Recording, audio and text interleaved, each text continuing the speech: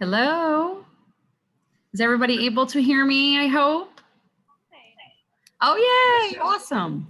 Okay, just double checking. It's been a while since I've had to do Zoom, so welcome to third grade. Mrs. Cobb, obviously, you're a child's teacher. I think I met most of you at the back to school night outside. I was able to greet you there.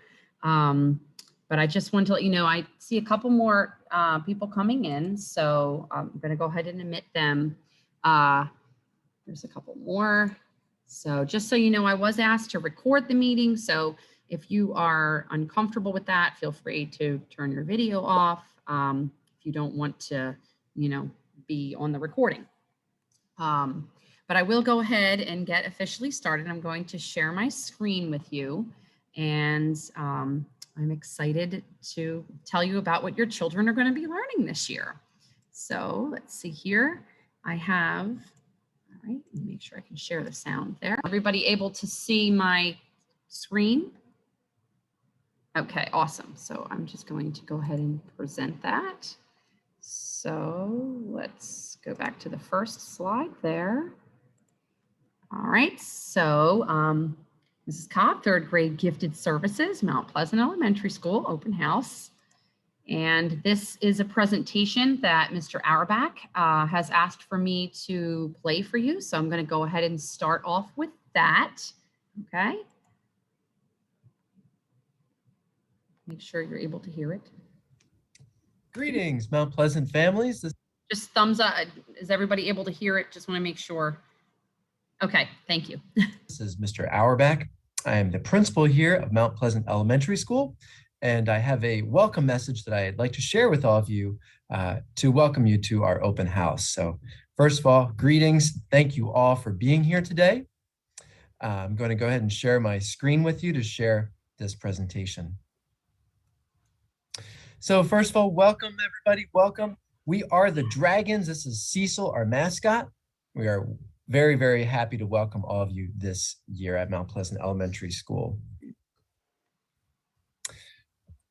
What we have planned for you today, we have an agenda, couple of items I want to go over. I'm going to try to be quick with this presentation so that you can spend more time with your teachers, as I'm sure you are mostly interested in that. But there are a few things I do want to go over with you, including what is PBS, PBIS, information about Title I, and to encourage everyone to complete the parent survey. So what is PBS? PBS stands for Positive Behavior Interventions and Supports. We use a three-tiered system in the Brandywine School District to identify students who need different levels of supports in our school. And what we do is we try to encourage all of our students to make good choices while they're here with us each and every day. We will also use items from Restorative Practices. And down here, there's some information about Restorative Practices, beginning with affective statements such as I feel, and then an example of why they feel that way, and then moving all the way to circles and restorative conferences. We also use PBIS rewards. When students are making those good choices, we like to recognize them by deposits in their PBIS rewards account. And they can actually use those reward points in our school store to purchase items that are school appropriate. So all this is about following the 3 to be at MPE, being responsible, respectful, and safe.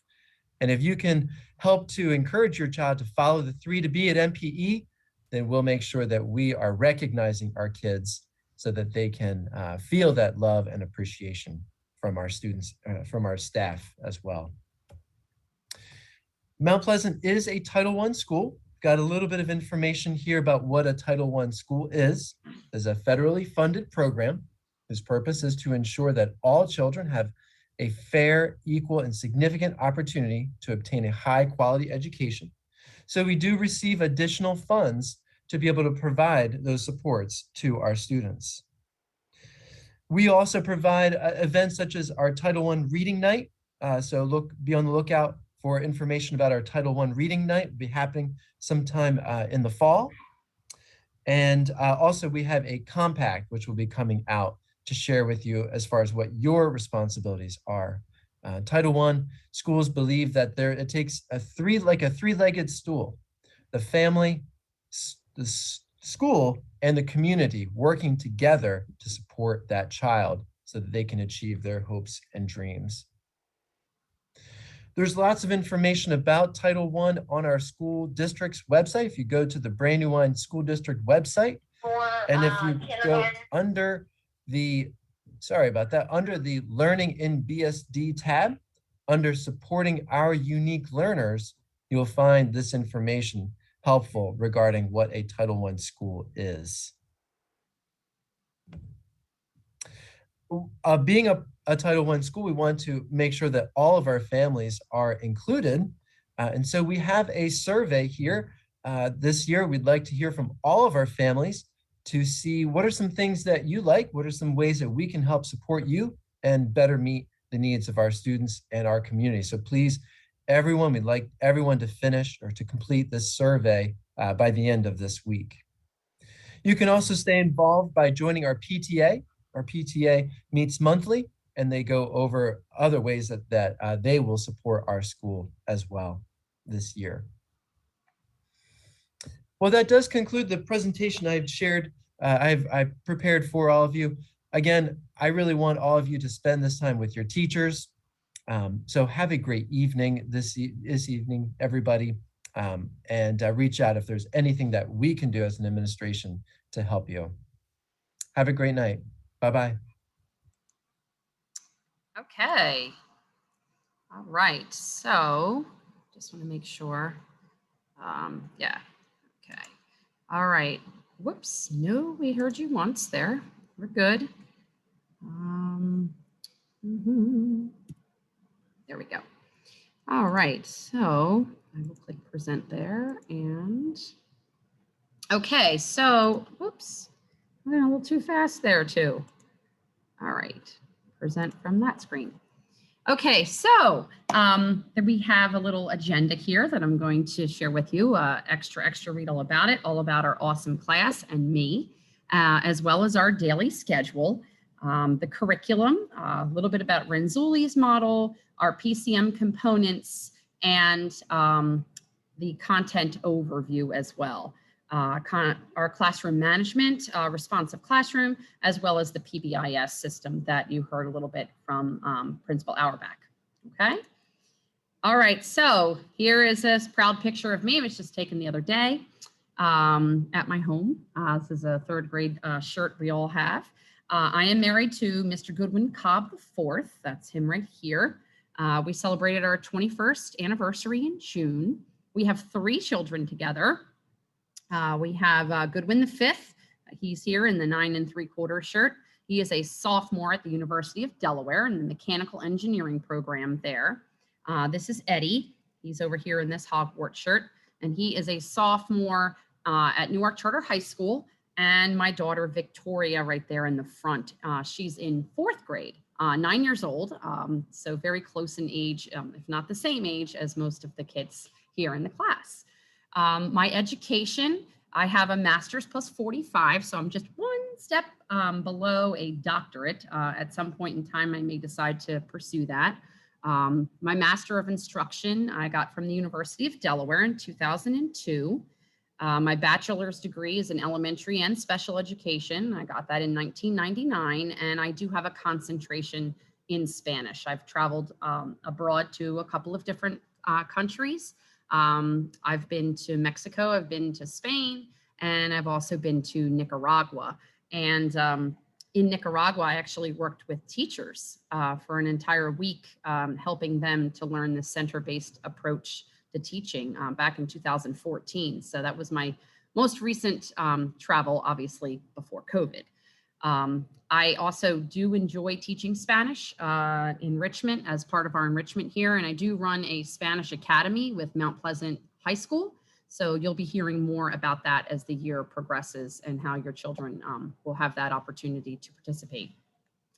My certifications, I'm certified in Gifted and Talented. I'm certified in elementary and special education. I'm also certified in English language learners. And I have my principal, vice principal, and supervisor certification as well. So that might be something that I decide to try as I approach the end of my career. Some honors, MPE Teacher of the Year 2022. So last year I was surprised with that. It is the first time I've ever been given that recognition. I was very humbled by that. I am the gifted team leader. I share that position with Mrs. Watson. She basically takes care of the teachers for K1, and I take care of the teachers for 2-3. And I am the science lead teacher here at MPE. So I do the training and I participate in a lot of different science conferences as well. And district-wide, I've done that too. My teaching experience, this is my 23rd year that we're starting right now. So I have 22 full years of experience. I've been here teaching at Mount Pleasant Elementary since 2009. So this is my 13th year teaching 3rd grade, working with children that are receiving gifted services. Prior to that, I taught 5th grade in the Colonial School District. I taught for 9 years, 8 years at Southern Elementary and a year at Colwick Elementary. And my very first year, I taught 4th grade way back when P.S. DuPont was an elementary school, not a middle school. So that's a little bit about me. We'll move on to the next slide. This is our daily schedule. So when the children come in, they have their morning work. It depends on what day of the week it is, because as you can see over here, the Tuesday, Wednesday, and Friday, we have first period special. So oftentimes the morning work is very light on Tuesday, Wednesday, and Friday, just so that they have something, at their fingertips when they come in and they're eating breakfast and such. They turn in their communication folders, they put their book bags in their lockers, and they come into the room. After morning work, within the morning time frame, we have a very long morning here in 3rd grade. As you can see, we don't have lunch until 1 o'clock. We are the last lunch of the day. So between the time that the children arrive and 1 o'clock is the brunt of the instruction that's going on, plus the special being in there. So math and reading / language arts, as well as social studies, is taught in the morning, but the times vary due to the specials. So I can't give an exact time on that. But once the morning is up, lunch and recess is from 1:05 to 2:05. And then we have quiet time after that. Quiet time is where I'm working with one-on-one with some children, or they have an opportunity to finish work that they did not finish in the morning so that they do not have to take it home and complete it at home. They have that 20-minute time frame. And then from 2:30 to 3:15, we have our science and enrichment time. So that could be logic books, it could be Spanish lessons. But right now we have 3 science kits. So right now we're focusing primarily on science, and then dismissal is at 3:20. We do have a morning recess block, which is fabulous that they were able to do that this year. So the children actually have 2 recesses a day. They have a morning recess for 20 minutes, and then they have their regularly scheduled 30-minute recess after lunch. I did put together a little 3rd grade overview video so you can see like what the classroom looks like since you're not actually here. Instead of just looking at me the whole time, I wanted you to be able to see those posters and that student work that I had, as well as what the classroom looks like. So there's no children in this, it's just a video of the classroom atmosphere. So I'll push that on there. A little video clip of what it looks like here on the outside of our classroom. As you can see, all of the All About Me posters that are on display. Over here as well. And then as we look down our hallway, it's vacant right now, but sailing into 3rd grade, when we come into the classroom, we have our science safety rules. We have our mock rocks. We have an assortment of puzzles, as you can see. I have tons of jigsaw puzzles the children work on during brain break time. And a huge classroom library with plenty of other books also in my closet. Over here, you can see some more puzzles and some science materials. And there on the ground, some more puzzles, some indoor recess options, our Sudoku board, okay? And then over here by my desk, our September calendar. And we have our hierarchy of authority there, reference sources, what you'd like to learn in math, and what we're going to be learning about. There's those I assignments that I shared with you, as well as the money tree. And that's just a quick view of what our classroom looks like when the children are not present. And I hope you've enjoyed taking a peek at what your children are experiencing here in 3rd grade. Okay, so back to next slide. Oops, nope, we've already watched that one. Okay, all right, so I hope you enjoyed that little clip to see sort of what the kids are experiencing. And of course, you know, you saw the spacing and the children are doing a good job, you know, with their masks and wearing those COVID related type things as well. So I'll move on to the next thing. This is our class rules and discipline approach here at Mount Pleasant. Whoops, I meant to go back there. So, and sorry. We have our 3 to be at MPE, which we've already shared with you. Be responsible, be respectful, and be safe. And our discipline, you break it, you fix it.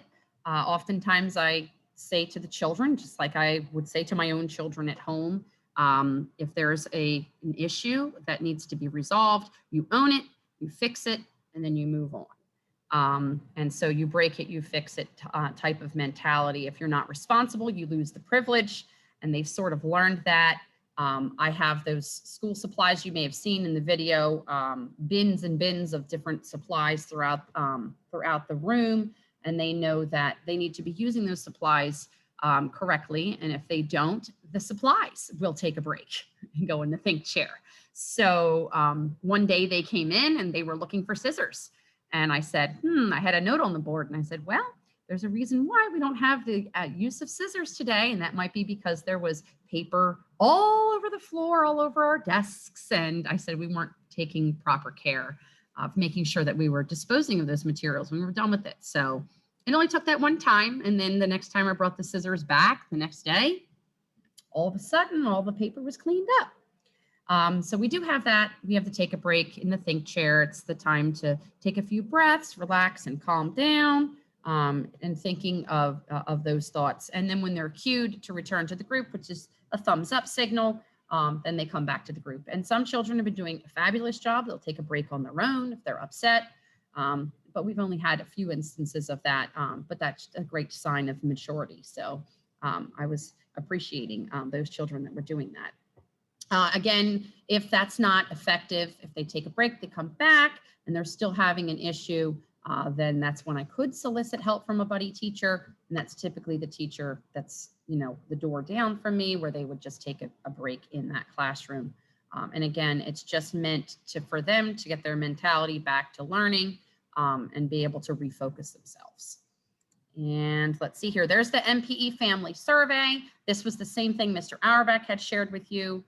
So if you could take that survey at some point, I think he said before the end of the week, if I remembered correctly on his video that I showed a few minutes ago.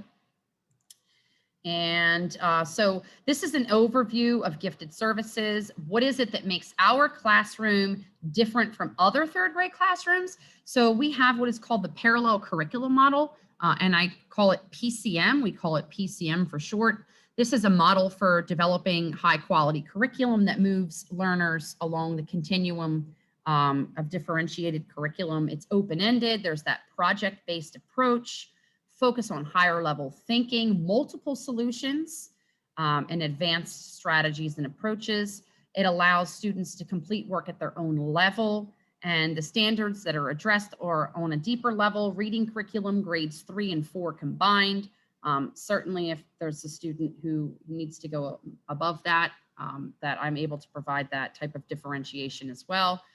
Extremely active learning includes many opportunities for problem solving, discovery, inquiry, simulation, and role playing.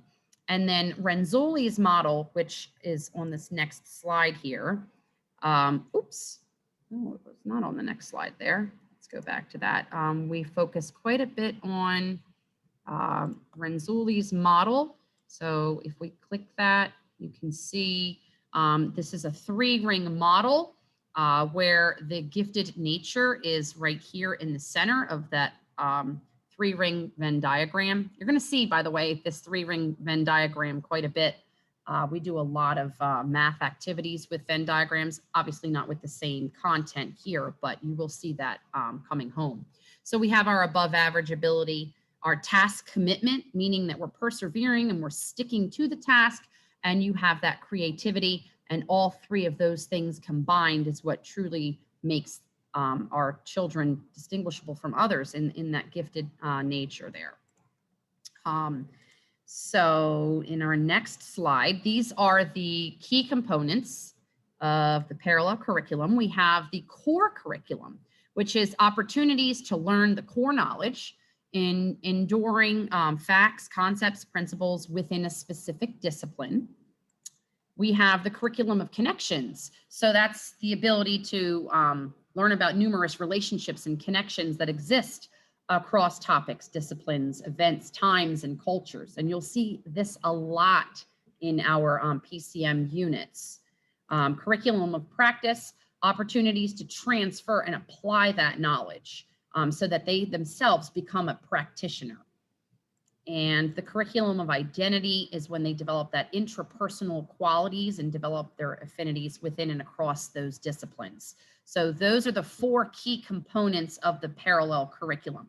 And these parallel curriculum units that I'm about ready to share with you are all units that have been developed by myself and my colleagues. Like Mrs. Quayle, Mr. Thompson, the 3 of us have sat together and actually put together these units of instruction as they are related to the 4 parallels. There's again the Renzulli's model there that we talked about just a minute ago. All right, so this is our 3rd grade overview. We use the William and Mary curriculum, which is approved for the Center for Gifted Education. And we have this topic called Explore, Discover, and Reveal.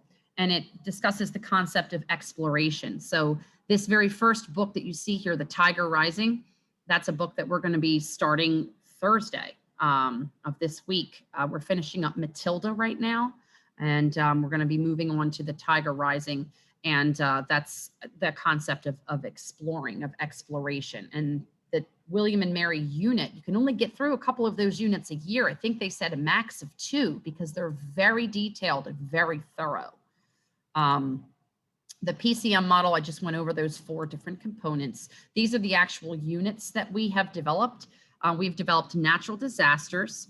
And one of the main reasons we chose that is because with the natural disasters unit, it overlaps with our study of rocks and minerals, especially when it comes to volcanic rock and igneous, or volcanoes and igneous rocks.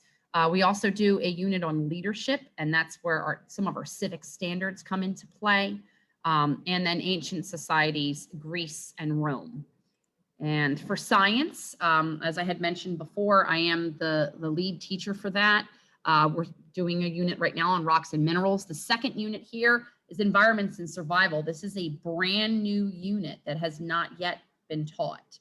And I'm doing it. I'm doing the training on the 8th of October, which is the day the children have off, for all of the 3rd grade teachers in the district. That's a really cool unit that really focuses on understanding how animals adapt in their environment. And when I was going through the content last year and over the summer, it talks about like I know it might sound kind of odd to us, but like cockroaches and how they are able to like make their bodies very slender so that they can crawl across. It's something that 8 and 9-year-olds will just really enjoy quite a bit learning about.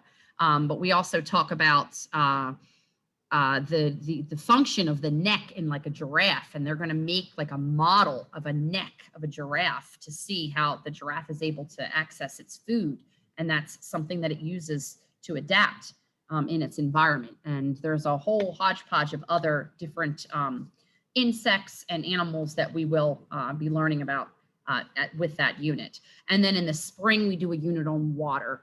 And so we do talk about the water cycle, kind of already talking about that a little bit now. We'll come back to that because we're talking about rocks and minerals and the concept of evaporation in terms of how materials are dissolved and they come back in crystal form and things like that. So we will come back, everything will come full circle. Social studies, as I had mentioned, that leadership unit has the civic standards. That particular unit, we do talk pretty deep about leaders that have made an impact in the world.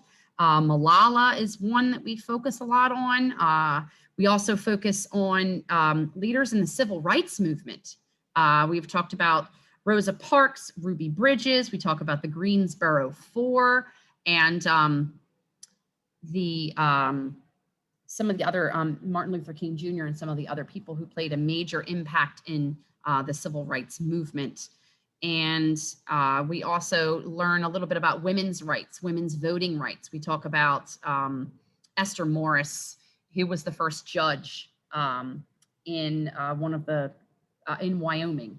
And then that kind of leads us into a little bit about Susan B. Anthony and things like that. So we talk about history and geography. Ancient societies and natural disasters are going to be embedded with those particular standards. And I do have a lot of geography related activities in the room as well. I think it's important that the children understand our world and the 7 continents and where we live in relation to others, as well as the history that goes along with that. And then economics is fun, a lot of fun, because that's our mini society. That's our unit that we typically cover in May and early June, and our market day unit where they get to buy and sell products. And again, these standards are embedded in our PCM units. And I was recently at the Arden Fair and the Mushroom Festival, and I kind of had like an epiphany with everything going on with COVID, thinking, how are we going to get this rock museum to happen? How are we going to get this market day to happen if we have these restrictions? And I'm walking around outside and I'm thinking to myself, I started texting all the other teachers and I was like, oh, we're going to have these events outside. We're going to somehow make it an outdoor. Now, granted, we might have to play around with weather and things like that, but we could very easily have an outdoorsy type rock museum where the kids are able to explore different rocks and they have that fresh air outside on a nice fall day. And then we do the mini society in the spring. So hopefully we'll be able to get out there and make those things happen so the kids can do that across the grade level. But more to come with that, obviously, with COVID restrictions and things like that. Math, you might be wondering about, it's the only subject I don't think I've covered quite yet. We use Project M Cubed, which is mentoring mathematical minds. So that's also approved by the NAGC, which is the National Association for Gifted Children. And the 3 units that we use is Awesome Algebra. And I know I had communicated to you a couple of weeks ago that we would be starting that unit. My intent is for us to still move forward with that. Right now, I've been doing quite a bit of review, just building the stamina of the children, because having them be in the classroom setting with paper, pencil type activities has been a bit of a transition, considering the amount of time that they spent on the screen last year. So we're building our stamina and we are slowly getting there. But Awesome Algebra, Factors and Multiples, and In Search of the Yeti, those are the 3 major Project M Cubed units that we do. The Yeti is cool. That's our measurement unit. That's the one where the kids they actually make they take the measurements and make a full-size class Yeti. So hopefully that's something we do more toward the middle end of the year. So we'll have to see where we are with COVID and things like that at that point in time. But certainly I will use my own creative mind and find a way for it to work because I want them to have all of these fabulous learning experiences. We also use a combination of Engage New York and Zern. And we do have those Zern workbooks and the Zern lessons that they did last year as well. So that's a little bit about the curriculum overall. And writing, of course, is embedded in all of that. We typically start off with persuasive writing. We do cover narrative writing, and all of those are all going to be covered and embedded within the parallel curriculum model units. What does homework look like in third grade? I sent this home. Another thing, it's not really something I typically do is have us sign this on a regular year, but again, in building their stamina, I have this mentality of let's work first, then play. And so sometimes we have a tendency to forget or leave our worksheet out, or we started it and didn't finish it. So it's just that understanding that, you know, if it's not done, I will send it home. It doesn't have to be done that particular night. I'm obviously very flexible with that. It's more with teaching the children responsibility and taking ownership for their learning. If it's something that needs to be done on Schoology or Zern, I will send you a dojo or an email to let you know. And you might want to start familiarizing yourself. You probably already did with Schoology last year, but there are assignments in there, and I always give them 2 attempts. So if they take the first attempt and they don't score at least an 80%, I tell them to go back and take a second attempt. And again, you can sort of see what those exit tickets are and some of those things that we're doing with those concepts. And they're not, right now they're starting off simple. They're not very difficult because they're all multiple choice, and most of them, the answer is very obvious. So just getting them into the process of being able to log on there and show me that they, you know, they've mastered their understanding of that concept for the day. Like I said, projects, that's going to be your rock project, and then like your action plan project with leadership and your mini society, those types of projects that you'll be doing, you know, more so at home, but I do allow, you know, class time as well to have that, that rapport going back and forth between family and home. And then reading 20 minutes each night. So they should be reading something. And I have that huge classroom library. So there's tons of books in my closet as well. They're welcome to borrow those books, take them home. I have a bin, they can turn them in, I'll disinfect them. Don't have to worry about the COVID type thing there. But there may be a time, and starting Thursday when we start Tiger Rising, where they actually are bringing their book home. They may have an assigned chapter to read and a worksheet or something that coincides with it. And I will communicate that to you to let you know that this is coming home. A lot of books during COVID, I recorded myself reading. And if your children are telling you anything at all about school, they're probably telling you how animated I get with my read alouds. I have a lot of books that I've recorded reading as well. And the Tiger Rising is one of them. So I will give them an option if they would like to listen to it and follow along with it. They can use their headphones, their own device, or they can read it on their own to start giving more of that independence there as well. And so that's a little bit about how the homework will work. And let's see here. And I think that's about it. So, thanks for coming. It's going to be a great year. If you were here in person, I usually have these little bags of candy that I give out, and it kind of tells you the parent-teacher relationship for the parent-teacher recipe for a great year is, always reach out to me if you have, any questions at all. I am here. So please don't hesitate to whatever you're feeling like. I'm trying to move this screen over here. Whatever you feel like you are needing to ask, just ask, and I will do my best to get back to you as quickly as I can.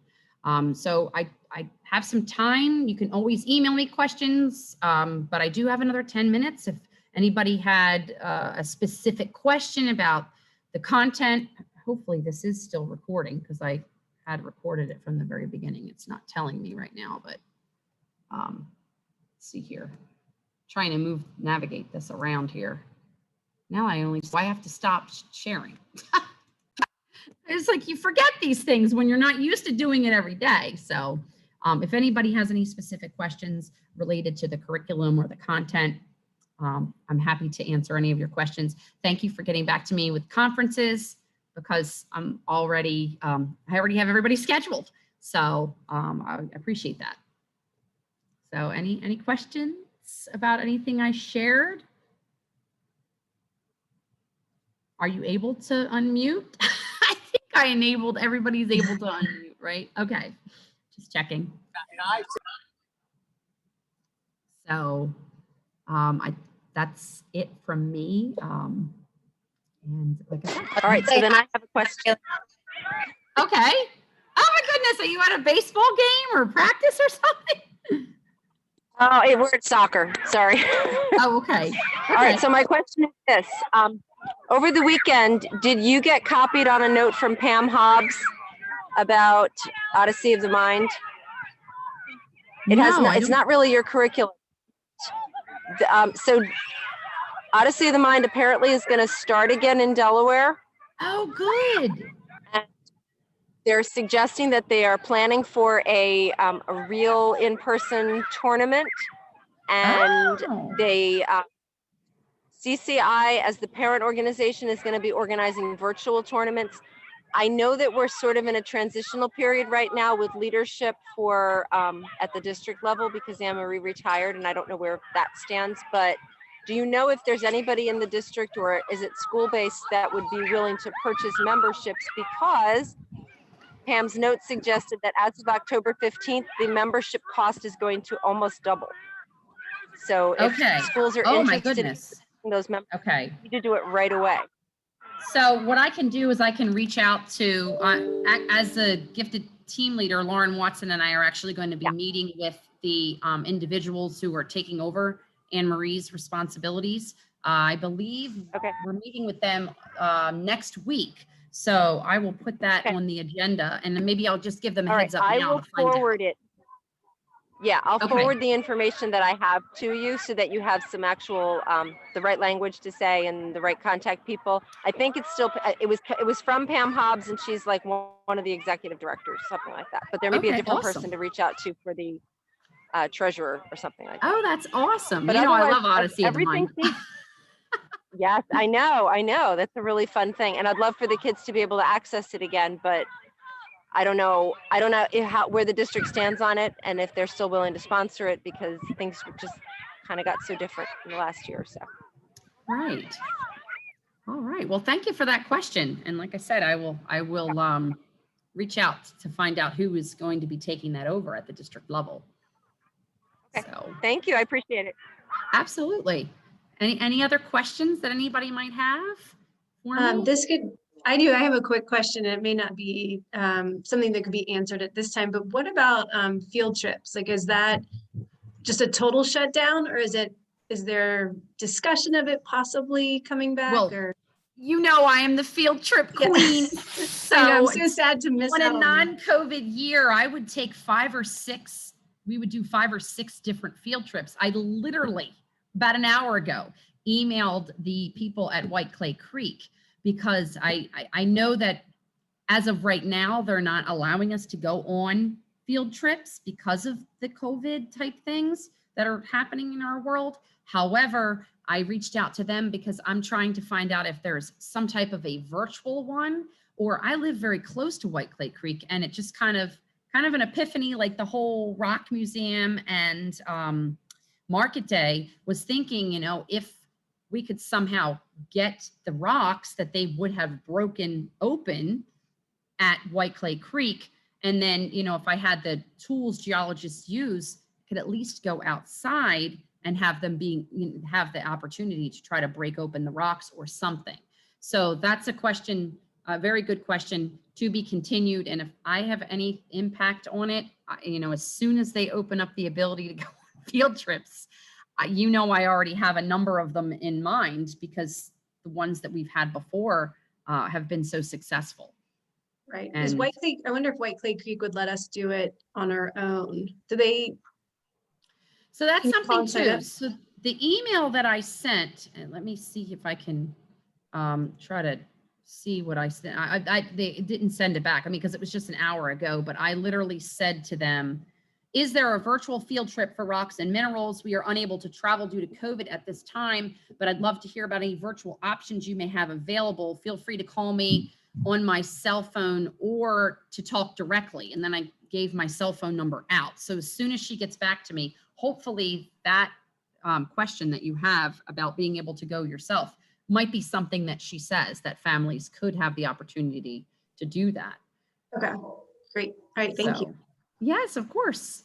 Anybody else have any? I love seeing these familiar faces. I have siblings. I love it when I have siblings, you know, families I've already had before, or at least well-known families that have gone through gifted services here at Mount Pleasant. I've seen through the building in the past. So. I have a question about snacks. Okay. Are there certain foods? I guess I'm just kind of wondering, like, what are they doing during those times, and what kind, like, should we be sending like the option of food? Can it be something that requires a spoon? So they have that long morning.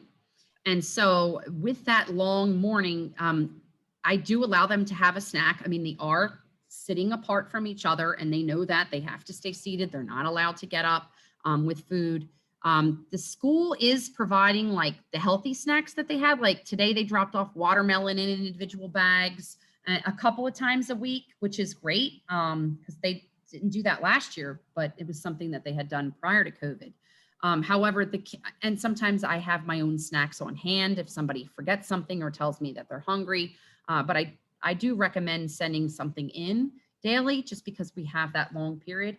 Another thing that I've told them to do is they get a free breakfast. And I tell them, even if you've eaten breakfast, it's free. So get it. And then like an hour and a half later, you then have a snack, like type of thing. So, you know, it depends on what they're offering, I suppose, that day, if they want it or not. So that's also a very good question. I also wanted to, before I forget, put this out there, because we have such a long morning and our recess is from 1 to 2. When we come back, we have that quiet time, and then we have our science or enrichment. Most of the science, if not all of them, are pre-recorded because I recorded myself last year doing all of these lessons. So if there's a doctor's appointment and you know, your child needs to leave school early, like taking them out at 2:30 is probably the best time of day to do that, as opposed to coming in late because most of the instruction is going on in the morning. So just for future reference, as you're, you know, getting doctor's appointments or dentist appointments, if you wanted to do that, they could always follow up with my video a lot easier than they would be able to follow up with something they may have missed of the core PCM or math in the morning, if that makes sense. So I know that wasn't a question, but I just thought, oh, let me put that out there as a thought. So we had some great questions about Odyssey of the Mind, field trips, snacks. Any other questions that anybody has for me? I did tell them on Wednesday, we're reading Matilda. And I told them, you know, when we finish the book, we'll watch the movie. And I have popcorn that I'm going to be bringing in as well. They were already asking me today, like, can they bring a stuffed animal in? Can they wear pajamas? Can they? And these are all things. I'm a very fun, very lively person. And I told them, I said, I'm happy to do any of those things, but I have to make sure that before I say yes, there's not a COVID restriction. So I have to make sure. You saw in the little video clip, we talk about the hierarchy of authority and how the parents and the teachers are together. And then the next line up is the building administrators and then district office. So I have to check with building administration, who has to check to make sure. I want to make sure that I'm following all the guidelines that I need to follow. So I am reaching out to Mr. Auerbach to find out. I told them for a pajama day, I'm not quite sure how that would work, but if we have class compliments and we're working toward a class reward, that might be something I can do, but until I am able to get that definite answer, I'm not going to say one way or the other because I just want to make sure I'm following the right protocols myself. So anybody else, any questions or thoughts? Or hi, Sophie. I see some of the kids. Yeah, I'm enjoying your kids very much. Sorry, go ahead. Does it tend to be warm in your classroom or cold? Like, should we be sending in sweatshirts and stuff as we start hitting the cold weather? Because just want to be prepared ahead of time. Yeah, I mean, the air and the heat is pretty good in here. It circulates pretty well. But if, any of the children would like to have a sweater, that they're comfortable with, they can always keep it in their locker. And if they need to take it out, they can take it out. They have that personal space. So. And you're using lockers, right? Yes, we are using the lockers. They do have that assigned locker where they're able not to locking keep the them. belongings. No, they're not. That's something that the school just decided. No, that's okay. Just to make sure that's where they're going to keep their stuff, so they're not tripping over it all over the room. Absolutely. And it's so delightful because that's something that just recently was added within the past couple of years. And it's we're very fortunate to have that. So anybody else, any questions for the greater good of the cause? Like I said, I'm very much enjoying your children. It's been a pleasure. I know some of us got a chuckle out of my email with the tasting of the mock rocks. I am finding that this year, what I'm noticing anyway, is that just getting acclimated to being back in the classroom again has been an adjustment and sort of understanding, what's appropriate and what's not appropriate. So these contracts and things that you've signed is not something I would do necessarily in a typical year.